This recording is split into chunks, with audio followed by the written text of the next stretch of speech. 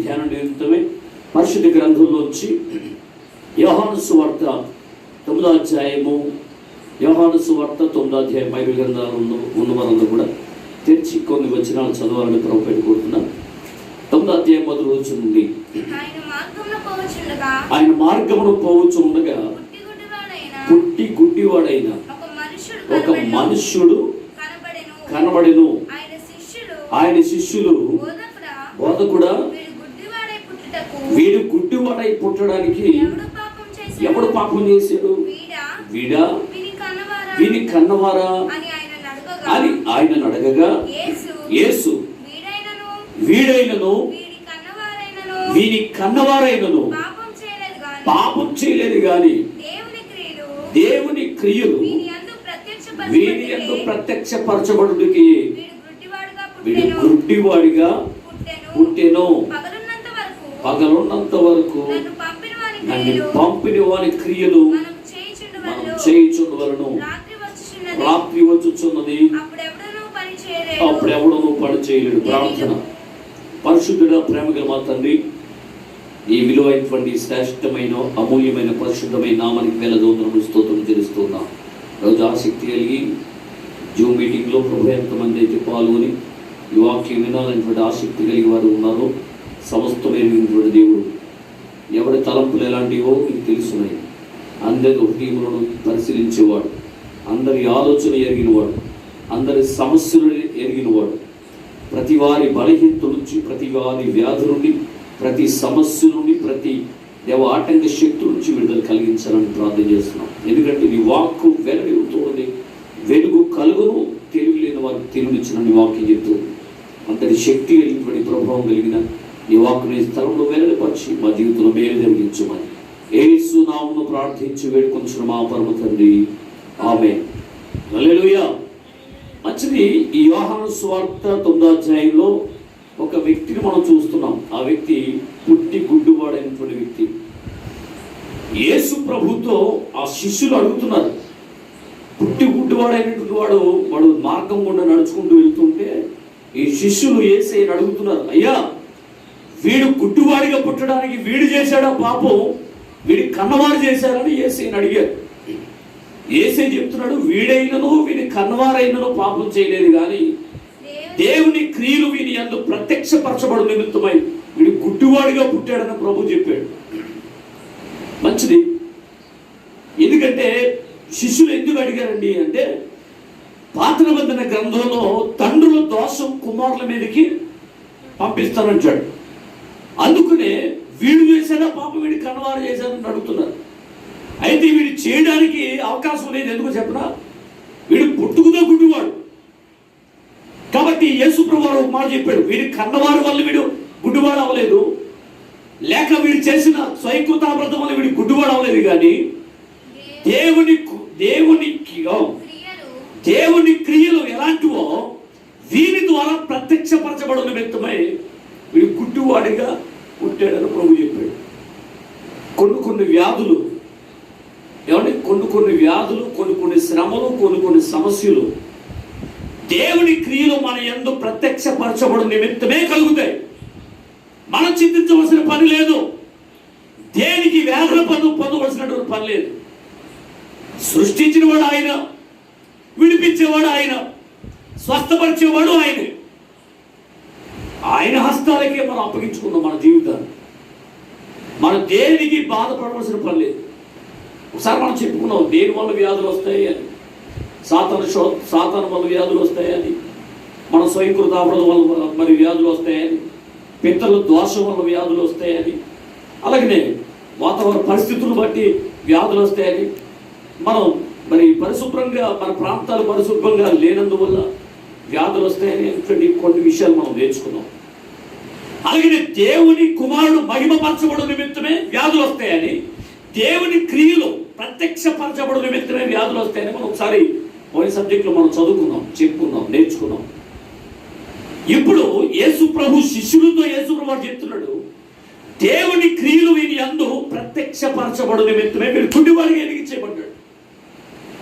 చాలా జాగ్రత్త మా పడుతుంది అని ఆ మాట చెప్పి యేసయ్య ఏమంటే నేల మీద ఉమ్ము ఊసి బురదగా చేసి అది వారి కళ్ళకు రాసి నీవు సిలువ అనేటువంటి కోనేరులోకి వెళ్ళి కడుక్కొని చూపు పొందుమని అతనికి ఆజ్ఞాపించాడు. మనం చాలా జాగ్రత్తగా ఆలోచించాలి. ఇప్పుడు యేసు ప్రభువారు మట్టి తీసి బురద చేసి వారి కళ్ళకు రాసి పంపించాడు. సిలోహు అనే మాటకు అర్థం పంపబడిన వాడు అనే అర్థం ఇచ్చే కోనేరులోకి వెళ్ళి కడుక్కోమని చెప్పాడు. అక్కడికి వెళ్ళి కడుక్కున్నాడు. కడుక్కున్న వెంటనే వీడికి ఏం కనబడుతున్నాయి అంటే విచిత్రమైనటువంటి సన్నివేశాలు కనబడుతున్నాయి. ఎందుకంటే వాడి జీవితంలో ఎప్పుడూ చూడనటువంటి వాడు చూస్తూ ఉన్నాడు. ఆకాశాన్ని చూశాడు, చెట్లను చూశాడు, అక్కడ కోనేరును చూశాడు. వెనుదిరిగి ఆ చుట్టూ ఉన్నటువంటి వెళ్ళు వచ్చేటువంటి ప్రజలందరినీ చూస్తూ ఉన్నాడు. ఆకాశం ఇలా ఉంటుందా, ఓ చెట్లు ఇలా ఉంటాయా, ఓ కోనేరు ఇలా ఉంటుందా, మనుషులు అనేవారు ఇలా ఉంటారా అనేటువంటి ఆలోచనతో వాళ్ళందరినీ అబ్జర్వ్ చేస్తూ ఉన్నాడు. భూమి ఇలా ఉంటుందని. ఈ సిచ్యువేషన్లో అతన్ని బాగు చేసినోడు ఎవరో కూడా మర్చిపోయాడు. చాలా జాగ్రత్తగా మనం పరిస్థితి చేయాలి. ఇక్కడ కథ మనం బాగా అర్థం చేసుకోవాలి. ఇప్పుడు నాకు చూపు కలిగింది, నేను చూడగలుగుతున్నాను అని గొప్ప గొప్ప శబ్దంతో అక్కడ అరిచి ఉండొచ్చు. అక్కడ ఉన్నటువంటి ప్రజలందరూ గుంపుకూడి వీడు ఈ దేవాలయం దగ్గర అడుక్కునేవాడు వీడే, భిక్షమెత్తుకునేవాడు వీడే, వీడు పుట్టుకతో గుడ్డివాడు, వీడు ఎలా చూడగలుగుతున్నాడని చెప్పి అక్కడ అనేక మందికి, అక్కడ ఉన్నటువంటి వారు అనేక మందికి గొప్ప విభ్రాంతి, ఆశ్చర్యం. అయితే అందరూ కూడా అనేక మంది వచ్చేస్తున్నారు, అతని చుట్టూ గంపూడుతూ ఉన్నారు. అయితే ఈ పరిసయ్యులు, సద్దుకయ్యులు, శాస్త్రులు ఉన్నారే కొంతమంది, దాంట్లో పరిసయ్యులు. ఇప్పుడు యేసు వీడేమంటాడంటే, నేను ఎవరు బాగు చేశారయ్యా అని అడిగితే వాడు చెప్తున్నాడు, యేసు నన్ను స్వస్థపరిచాడు అని చెప్తున్నాడు. యేసు కోనేరులోనికి వెళ్ళి కడుక్కోమన్నాడు నా కళ్ళను. నేను కడుక్కున్న తర్వాత ఈరోజు చూపు కలిగి ఉన్నాను. నేను పుట్టుకుని వాడిని నా జీవితంలో నేను ఎప్పుడు చూడలేదు, నా జీవితాన్ని నాకు ఇచ్చాడు యేసే అని వాడు గొప్ప సాక్షి చెప్తున్నాడు. అయితే యేసు స్వస్థపరిచాడు అనే మాట చెబుతున్నందువల్ల పరిచయంలో ఒక రకమైనటువంటి భయాందోళన ప్రారంభమైంది. ఎందుకంటే ఇప్పుడు యేసే గాని స్వస్థపరిచాడని ఇక్కడ నిర్ధారిస్తే ఈ ప్రజలందరూ కూడా యేసు వెనకాల వెళ్ళిపోతారు. అయితే ఎవరు కూడా సమాజ మందిరంలోనికి రారు, గుడులు గోపురాల చుట్టూ ప్రజలు తిరగరు, యేసు వెనకాలే ఉంటారు వేల జనం, లక్షల మంది. కాబట్టి ఇప్పుడు ఏం చేయాలి? వీళ్ళు ఆలోచన చేసి వీడు వాడు కాదు, వాడు వేరు వీడు వేరు అని చెప్పి అక్కడ ఒక రకమైనటువంటి ఏమండి కన్ఫ్యూజన్ క్రియేట్ చేశారు వారు. అతను చూసి అతను మాటలు విని వెళ్ళిపోతున్నాడు వాడితో. వాడు వీడు కాదండి, ఇంకొక ఉన్నాడు భిక్షగాడు, వీడు వేరే అని ప్రజలకి తెలియజేస్తూ ప్రచారం చేస్తూ ఉన్నారు. సరే, అక్కడ ఉన్నటువంటి పెద్దలు అందరూ కూడా వాడి తల్లిదండ్రులు ఎవరు, వాడిని పిలవండి అని చెప్పారు. సరే, వాళ్ళు తీసుకొచ్చారు, కూర్చోబెట్టారు. బాబు, అయ్యా, అమ్మా, వీడు నీ కుమారుడేనా అని అడిగారు తల్లిదండ్రులు. అక్కడ మీరు చదువుకుంటే మీకు సిచ్యువేషన్ అర్థమవుతుంది. అప్పుడు వాళ్ళు అన్నారు, వాడు మా కొడుకేనండి అని వాళ్ళు ఉత్తరం ఇచ్చారు. అయితే వీడు చిన్నప్పటి నుంచి గుడ్డివాడేనా అంటే వాడు పుట్టుకతో గుడ్డివాడే. అయితే వీడు ఎలా చూడగలుగుతున్నాడని ఆ పెద్దలు అడిగినప్పుడు వాడు ఎలా చూడగలుగుతున్నాడో, వాడిని ఎవరు స్వస్థపరిచారో, ఎవరు బాగు చేశారో మాకు తెలియదు.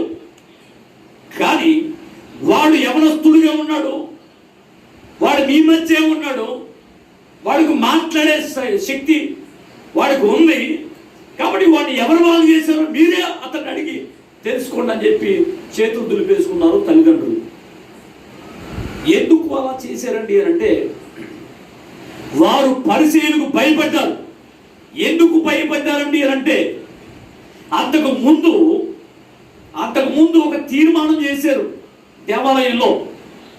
ఏమని అనంటే, ఏమనండి అంటే, ఒకవేళ యేసు క్రీస్తు అని ఒకవేళ ప్రజలు ఎవరైనా ఒప్పుకుంటే గనుక, పలానా వ్యక్తి నన్ను స్వస్థపరిచాడని చెప్తే గనుక, వాళ్ళని ఎక్కడి నుంచి, సంఘంలోంచి, గ్రామంలోంచి, కులంలోంచి, గోత్రంలోంచి వెలివేస్తామని చెప్పి వాళ్ళు వెలివేసేయాలని చెప్పి ఎవరి యూదులు అలాగే పరిసయ్యులు వాళ్ళందరూ తీర్మానం తీసుకున్నారంట ఆ రోజు.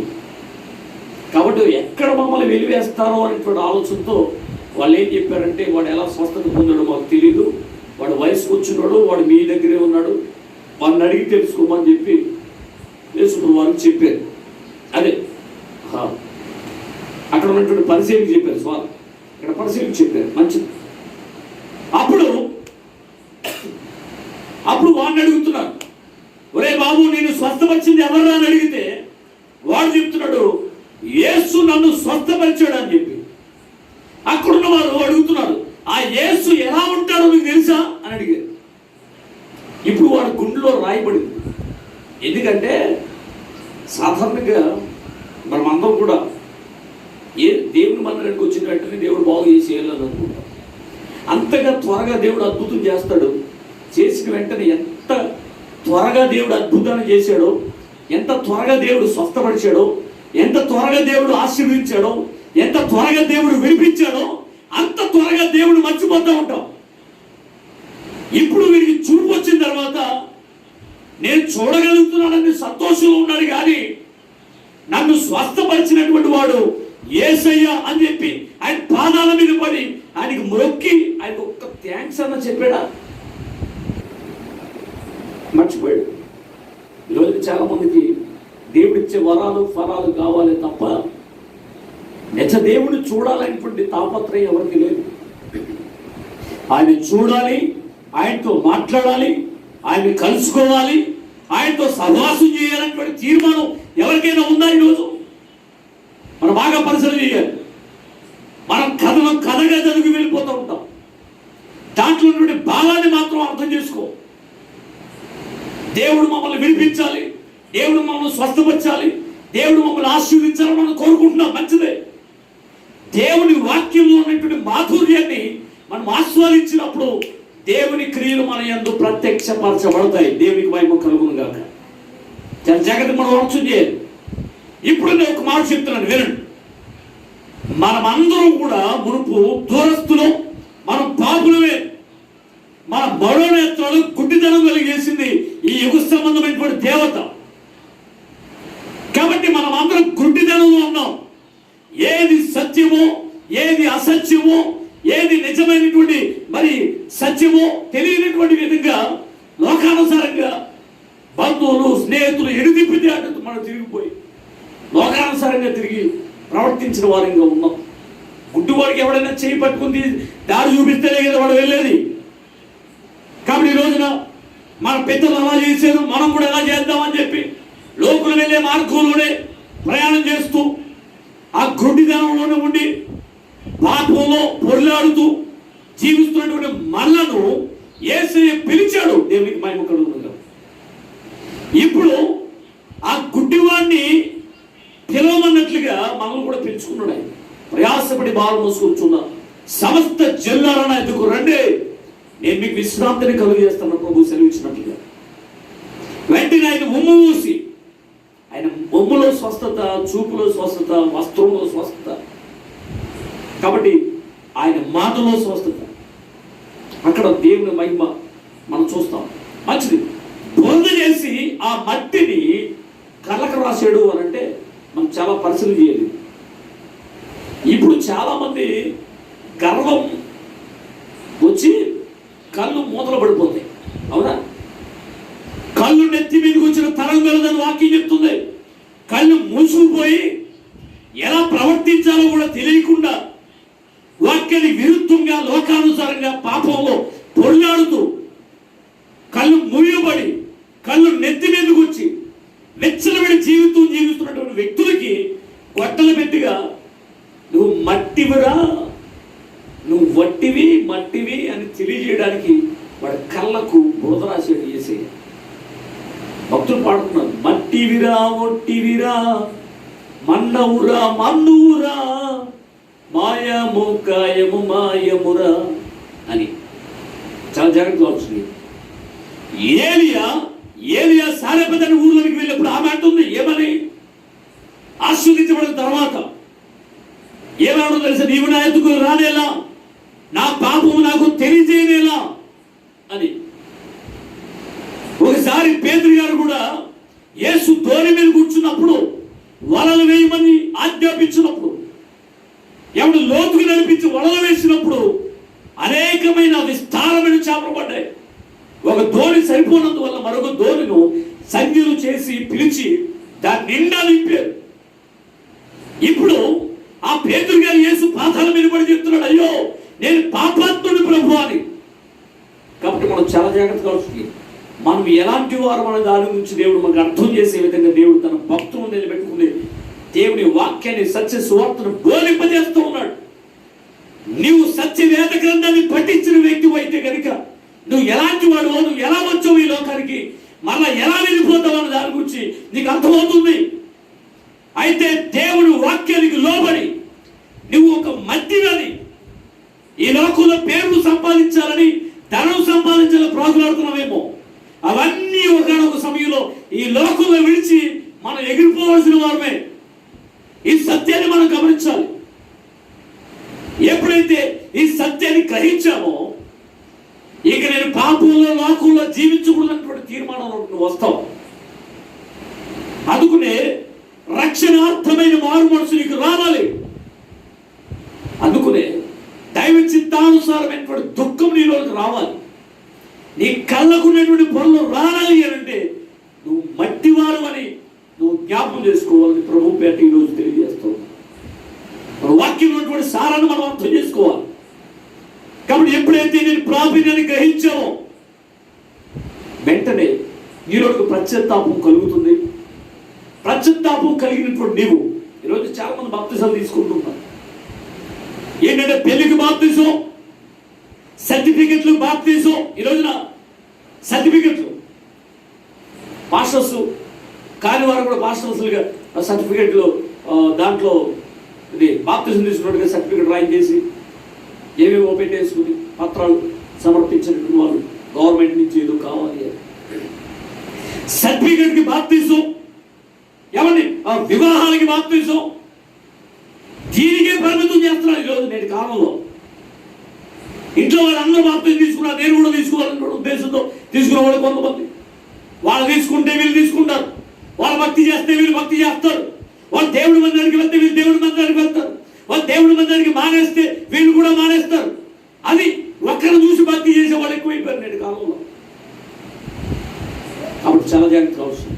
నీ మనసు మారాలి, నీ హృదయం భద్రవ్వాలి, నీ కళ్ళలోంచి కన్నీరు రావాలి.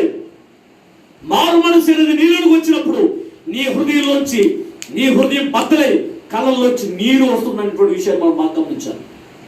ఎప్పుడైతే వాడికి మారు మనసు వచ్చిందో, ఎప్పుడైతే అతను మట్టివాడని అతను జ్ఞాపకంలో నేర్చుకున్నాడు, వెంటనే నువ్వు కోనేరులోకి వెళ్ళి నీ కళ్ళు కడుక్కుని చూపు పొందమని ప్రభు ఆజ్ఞాపించాడు.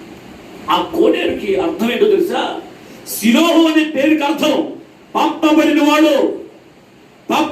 వాడనే అర్థమిచ్చే ఆ నీరును వాడి కళ్ళకు కడుక్కున్న తర్వాత వాడు స్వస్థత పొందుతాడు. ఇప్పుడు మన కొరికే పంపబడిన వాడు ఎవరు? ఎప్పటికి 2021 సంవత్సరాల క్రితం కన్యమరి గర్భముడు కుమారునిగా యేసయ్య జన్మించి ఆయన తండ్రి చేత అభిషేకించబడి క్రీస్తుగా ఈ లోకంలో ఉద్భవించి మనందరి పాప శాపముల నిమిత్తమై తన విలువైన రక్తాన్ని చిందించి మనలను మన పాపాన్ని ఆయన రక్తంలో కడిగివేశాడు. కాబట్టి మనం బాగా గమనించాలి. సిలోహు అనే మాటకు అర్థం పంపబడిన వాడు కదా. యేసయ్య మన కొరికే పరమను విడిచి లోకానికి పంపబడ్డాడు. ఆయన కార్చిన రక్తంలో నీవు కడుక్కుంటేనే నీ పాపానికి క్షమాపణ దొరుకుతుంది. దేవునికి మహిమ కలుగుతుంది కదా. ఎన్ని దానాలు, ఎన్ని పూజలు, ఎన్ని యాత్రలు, ఎన్ని నదులు మునిగిన నీ పాప పోదు. యేసయ్య రక్తంలో కరగబడితేనే కానీ నీ పాపానికి విమోచన రాదు. ఈ మాట సత్యం. నేను దానాలు చేశానండి, నేను పవిత్రంగా ఉంటున్నానండి, నేను ఎన్నో మంచి పనులు చేస్తున్నాను, దానాలు లేకపోతే వస్త్రదానం, భూదానం, గోదానం, రకరకాల దానాలు చేసేవాళ్ళు చాలా మంది.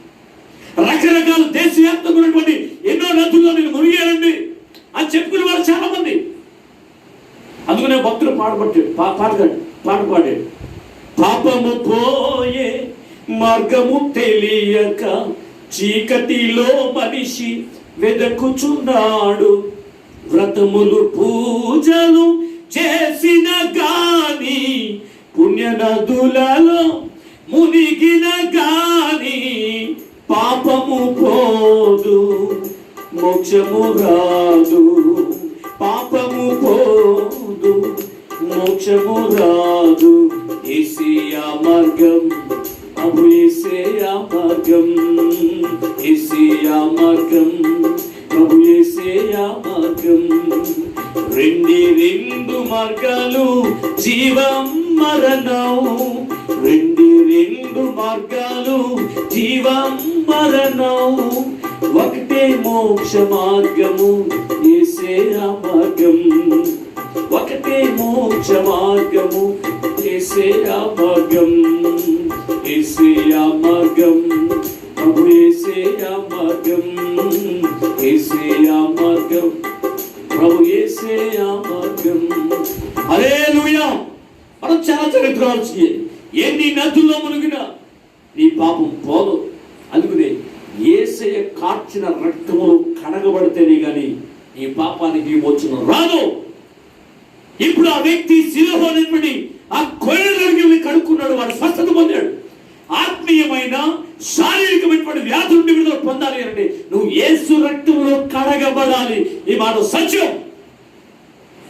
అయితే ఈ రోజున యేసయ్య రక్తంలో కడగబడాలండి అని ఒకవేళ తీర్మానం కలిగిన వ్యక్తిగా నువ్వు ఉన్నట్లయితే వాక్యం చెప్తుంది, నీ పాపాలను ఒప్పుకోవాలి. మొట్టమొదటిగా నువ్వు పాపమని గ్రహించాలి.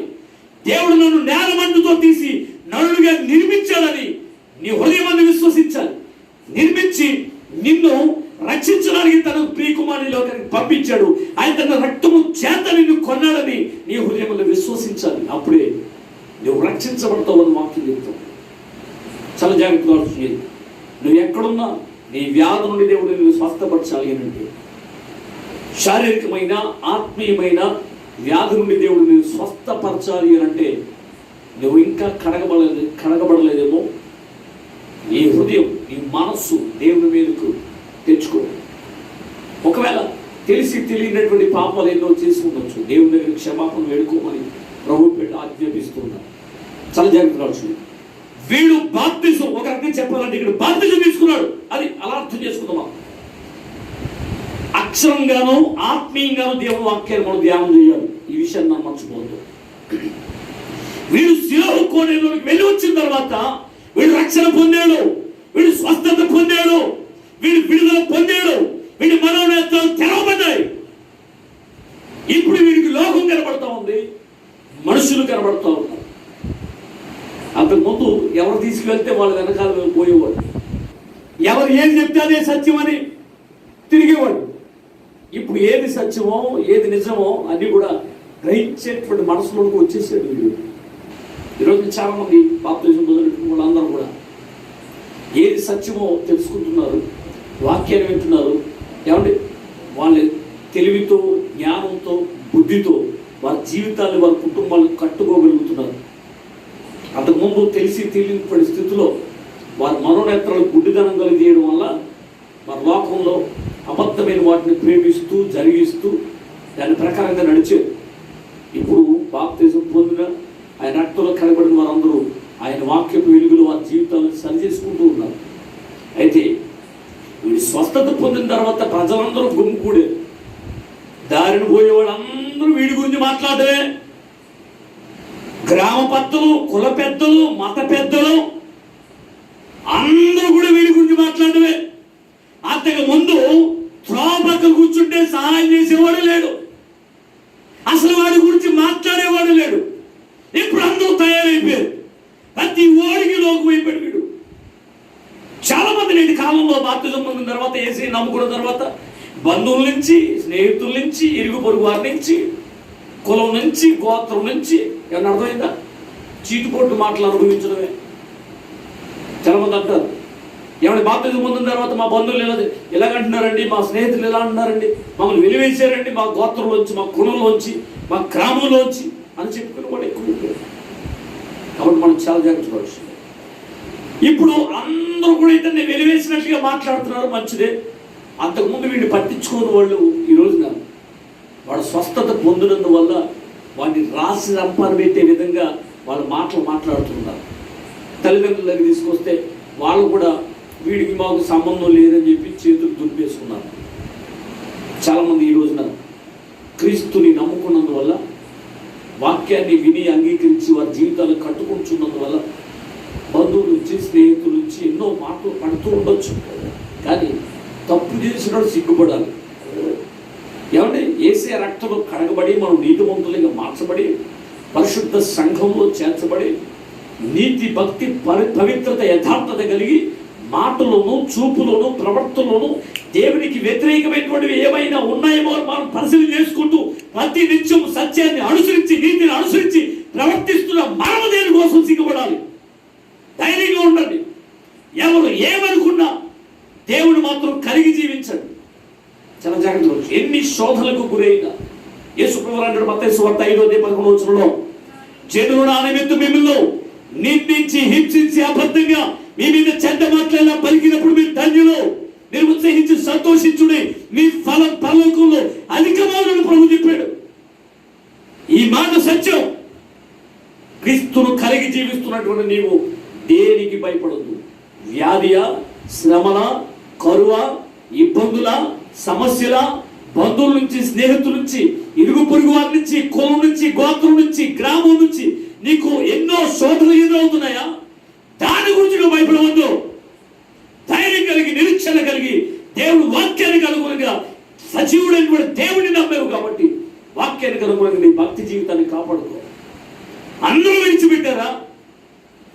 అయినా దేవుని మాత్రం విడిచిపెట్టొద్దని ప్రభు పేరు ఈరోజు నేను మీకు తెలియజేస్తా ఉన్నాను. భక్తుడు పాట పాడుతున్నాడు. అందరూ నన్ను విడిచినా నీవు నన్ను విడువనంటివే, నా బంధువు నీవే, నా మిత్రుడు నీవే, నా బంధువు మిత్రుడు నీవే యేసయ్యా, నా తండ్రియు నీవే, నా తండ్రి నా తల్లియు నీవే, నా తల్లి తండ్రి నీవే యేసయ్యా. చూసారా, భక్తులు పాడుకుంటున్నాడు.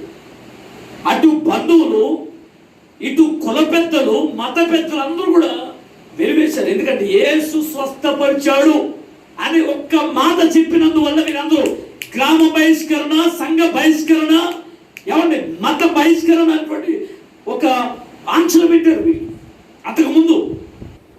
అందుకని తల్లిదండ్రులు మేము వీరితో ఉండాలి, బంధువులతో, స్నేహితులతో, కుల పెద్దలతో, గ్రామ పెద్దలతో, గుడి పెద్దలతో మేము ఉండాలి అనేటువంటి ఉద్దేశంతో వీడు పోతే పోయాడు కానీ మేము అందరినీ ఎక్కడ వదులుకుంటామని చెప్పి కొడుకును కూడా వదిలేసాడు.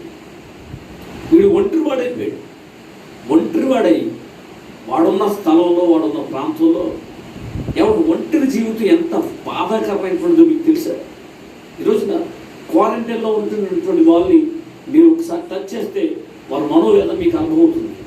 ఐసోలేషన్లో ఉన్నటువంటి వాళ్ళు ఇంకెవరూ వెళ్ళడానికి లేదు, పర్మిషన్స్ లేవు. ఎవరు ఒకవేళ వీరికి ఏదైనా వచ్చేస్తామన్న భయం. భయం ఏంటి?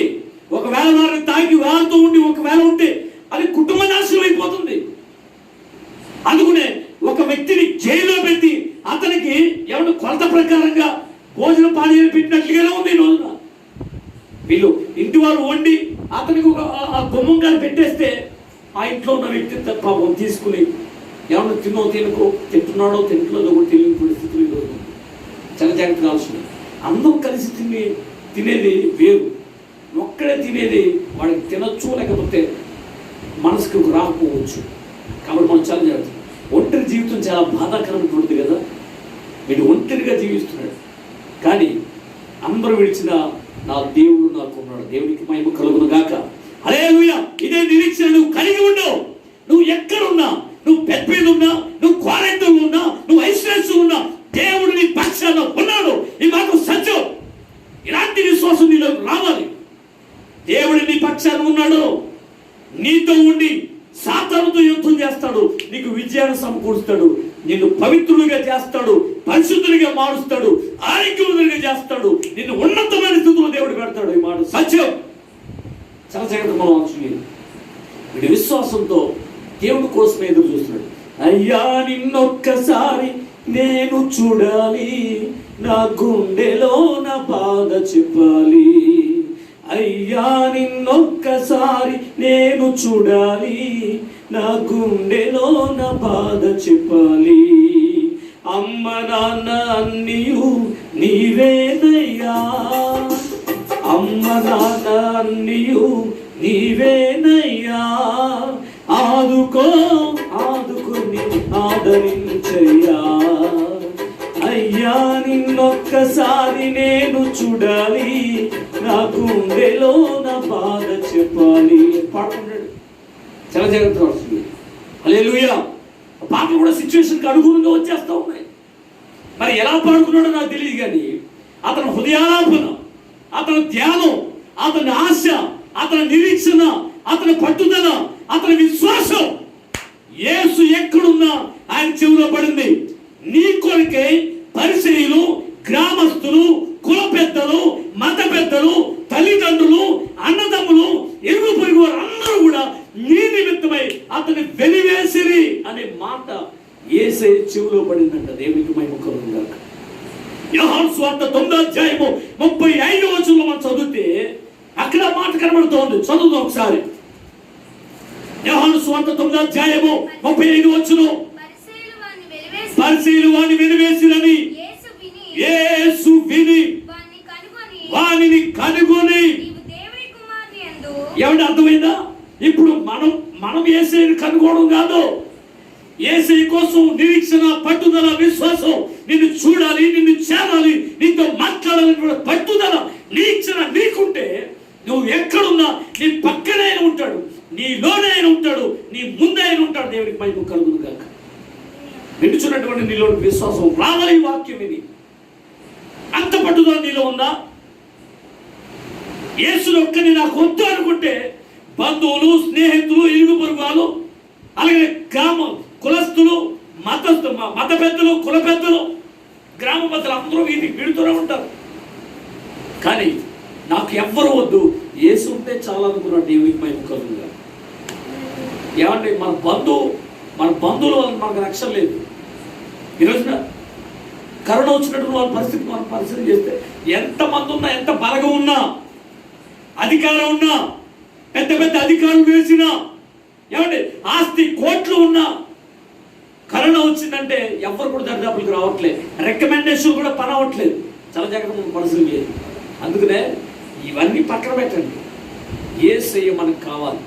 ఇదే నిరీక్షణ, ఇదే ధ్యాస, ఇదే ఆలోచన, ఇదే పట్టుదల మీకుంటే యేసు ఎక్కడున్నా నిన్ను కనుగొంటాడు. హల్లెలూయా. అందుకని పరిశుద్ధ గ్రంథంలో లూకాసు 19:10 మనం చదివితే కనుక అక్కడ నశించిన దానిని వెతికి రక్షించడానికి మనుష్య కుమారుడు లోకమునకు వచ్చిన మాట మనం చాలా చక్కగా చదువుకుంటున్నాం. నశించబోతున్న నిన్ను రక్షించడానికి వెతుకుతూ ఉన్నాడు. నువ్వు నశించబోవడం, నీ ఆరోగ్యం, నీ ఆస్తి, నీ ఐశ్వర్యం నశించబోవడం యేసయ్యకి ఇష్టం లేదంతే. నువ్వు ఉన్న చోటుకి ఆయన వచ్చేస్తాడు, నిన్ను కనుగొంటాడు, నీ దగ్గరికి వస్తాడు, నీతో మాట్లాడతాడు, నీకున్న శ్రమలన్నీ ఆయన తొలగిస్తాడు. హల్లెలూయా. వాడి ఎద్దుకు వచ్చి నిలబడిన తర్వాత వాడికి ఎలా ఉంటుంది చెప్పండి?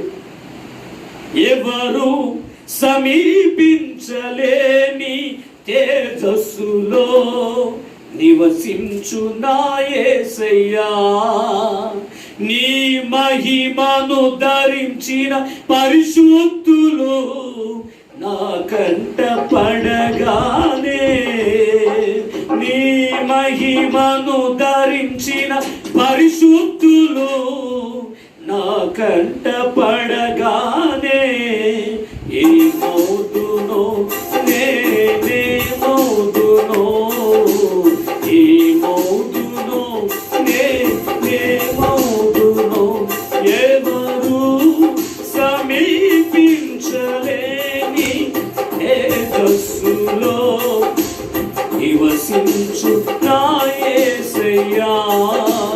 హల్లెలూయా. ఎవరి కోసం ఎదురు చూస్తున్నాడో, ఎవరి కోసం నిరీక్షణ కలిగి ఉన్నాడో, ఎవరిని చూడాలనే ఆసక్తి కలిగి, ఎవరిని కష్టాలైనా, నిందలైన, బాధలైన, వ్యాధులైనా ఎవరిని ఎదుర్కొని నిలబడ్డాడో ఆయనే అతని ముందు నిలబడ్డాడు. దేవునికి స్తోత్రం. యేసుని చూసి అత్యానందపడుతుండే. కాబట్టి యేసును చూసే సమయం ఆసనమైంది. ఆయన నిన్ను చేరే సమయం ఆసనమైంది. నీవు ఆయన ఎద్దుకు వెళ్ళే సమయం కూడా ఆసనం అవుతుంది. కాబట్టి నిరీక్షణ కలిగిన, విశ్వాసం కలిగి, పట్టుదల కలిగి నీ జీవిత యాత్రలో ఎవరి కొరకు నువ్వు వేచి చూడవలసిన అవసరం లేదు. అందుకు భక్తులు పాడాడు, ఏంటి తెలుసా? నీ ఉంటే నాకు చాలు యేసయ్యా. కాబట్టి యేసు మనతో ఉంటే చాలు. ఆటోమేటిక్గా కావాల్సినవన్నీ దేవుడు సకాలంలో ఎప్పుడు ఏది కావాలో అన్ని దేవుడు నీకు అనుభవిస్తాడు. జనులు నీ వెలుగులకు పరిగెత్తుకోవచ్చు. ప్రజల కోసం చూడొద్దు. నీ బంధువులు నీతో మాట్లాడట్లేదని, నీ స్నేహితులు నీతో మాట్లాడట్లేదని, ఇది కాదు మనకు కావాల్సింది. యేసే మనతో ఉంటే ఆటోమేటిక్గా ఈ బంధువులు, నీ స్నేహితులు, నీ అన్నదమ్ములు, నీ ఇరుగు పొరుగు వాళ్ళు, నేను ఎవరైతే ఛేదించుకున్నారో అందరూ నీ దగ్గరికి వచ్చేటట్లుగా చేస్తాడు. నిన్ను ఛేదరించుకున్న వారే నిన్ను ఆహ్వానించేటట్లుగా దేవుడు చేస్తాడు. నువ్వు చెప్పిందే వేదవాక్కులని దేవుడు నన్ను నిలబెడతాడు. ఈ మాట సత్యం. అంతగా దేవుడిని కలిగి జీవించు. దేవుడి కోసం ఎదురు చూడు. ప్రజల కోసం కాదు, దేవుడి కోసం. ఆసక్తి, విశ్వాసం, పట్టుదల, నిరీక్షణ నీలో ఉంటే ఖచ్చితంగా దేవుడు నిన్ను కనుగొంటాడు. నీ దగ్గరికి వస్తాడు, నీకు మాట్లాడతాడు, నీకు కలిగిన శ్రవణాన్ని తొలగిస్తాడు. ఉన్నతమైన స్థితిలో దేవుడు నిలబెడతాడు. అట్టి భాగ్యాన్ని దేవుడు నీకు, నాకు, మనందరికీ దేవుడు కలుగు చేయాలని కోరుకుంటూ నేను వాక్యాన్ని ముగిస్తున్నాను. దేవుడు వాక్యం మన ఇంట్లో దీవించునుగాక. ఆమె ప్రార్థన చేద్దాం. మనం కూడా కథలు మోసుకుని. పరిశుద్ధుడా, ప్రేమగల మా తండ్రి, నీ విలువైనటువంటి శ్రేష్టమైన అమూల్యమైన పరిశుద్ధ నామానికి వందనాలు. ఈరోజు నీ సముఖంలో ఎవరైతే వాక్యాన్ని విని దేవస్య ప్రార్థనలో ఏకీపిస్తున్నారో వాళ్ళందరినీ ముట్టండి. దేవస్య పుట్టి గుడ్డివాడైనటువంటి వ్యక్తిని నువ్వు స్వస్థపరిచినటువంటి విధానాన్ని మేము చూస్తున్నాం. స్వస్థపరిచిన తరువాత కలిగినటువంటి శోధన, కలిగినటువంటి దేవ సమస్యలు మేము చూస్తున్నాం. ఎవరు గొప్ప దేవుడునైనా. కాబట్టి ఈ రోజున ప్రభు నాయన సరిగిస్తూ లోకానుసారంగా లోకస్తులు జీవించేటట్లుగా దేవాసరికి ఇస్తూ లోకంలో పాపంలో జీవించుచున్న మరణోత్తరాలు మొయ్యపరుచున్నటువంటి వ్యక్తులతో మాట్లాడారు. వారు మారు మనసు పొంది ఈ రక్తంలో కడగబడితేనే కానీ వారు పాప విమోచన కలగదని వాక్యం ద్వారా మాకు మాట్లాడారు. దేవాస రక్షణ పొందినటువంటి వ్యక్తులు ఏ రకంగా ఈ లోకంలో శ్రమలను ఎదుర్కొంటున్నారు, సమస్యలు ఎదుర్కొంటున్నారు అన్నటువంటి విషయాల గురించి మేము నేర్చుకున్నాం. దేవాసనికి ఇస్తున్న స్వస్థత పొందినటువంటి వ్యక్తి నీ కొరకే ఎదురు చూశాడు. అందరూ విడిచిపెట్టినా నిన్ను చూడాలి, నీతో మాట్లాడాలి, నిన్ను చేరాలన్నటువంటి నమ్మకం కలిగి, విశ్వాసం కలిగి, భక్తి కలిగి, దేవ ఎన్ని ఎదురైనా ఆసక్తి కలిగి దేవాసే అతను నిలబడ్డాడు. అందుకే ప్రభు అతను కనుగొని అతని ఎదురుకు వెళ్ళావు, అతనికి ప్రత్యక్షమయ్యావు. మాతో కూడా మాట్లాడమని కోరుతున్నాం. దేవ మాతో కూడా ప్రభు మాట్లాడని మాకు కలిగిన శ్రమలన్నింటి నుంచి విడుదల కలిగించాను. వ్యాధి బాధలను, ఇరుకులు, ఇబ్బందులు, సమాధానం, సాతన శక్తులను విడుదల కలిగించాను. వాక్యం విని బిడ్డలందరి హృదయంలో గొప్ప మార్పును, ఆశీర్వాదం కలుగు చేయమని, పట్టుదల, నిరీక్షణ బిడ్డలు కలుగు చేయమని కోరుతున్నాం. ఈ కరోనా వ్యాధులు పడిన వారందరూ మీరు యేసు నామములో స్వస్థత కలుగునుగాక. వారందరూ విడిపించండి, సంపూర్ణంగా స్వస్థపరచున్నాయి. ఇంకెవరిలోనికి చేరకుండా ఈ కంచె వేయమని కోరుతున్నాం. అద్భుతాలు జరిగించండి. శారీరకమైనటువంటి రుగ్మతల నుంచి విడుదల కలిగించండి. ఆర్థికపరమైనటువంటి పరిస్థితుల్లో సతమతమవుతున్నటువంటి వీళ్ళందరినీ కలిగించి విడుదల కలిగించి ఆశ్రయించమని కోరుతున్నాం. ఉద్యోగాలు, వ్యాపారాలు, పరిపాట్లు దీవించమని, అన్ని విషయాల్లో తోడైనమని. దేవాసనికి స్తోత్రములు. కలిగిన వారిని ఎంత మాత్రం విడిచిపెట్టేవాడు కాదులే. నీ కొరకే ఆసక్తి కలిగి జీవించుతున్నటువంటి వీళ్ళందరి జీవితంలో బలమైన కార్యాలు, ఆశ్చర్యమైన కార్యాలు జరిగించు మహిమ పొందుతున్నాం. యేసు నామములో ప్రార్థించి వేడుకుంటున్నాం మా పరమ తండ్రి. ఆమేన్.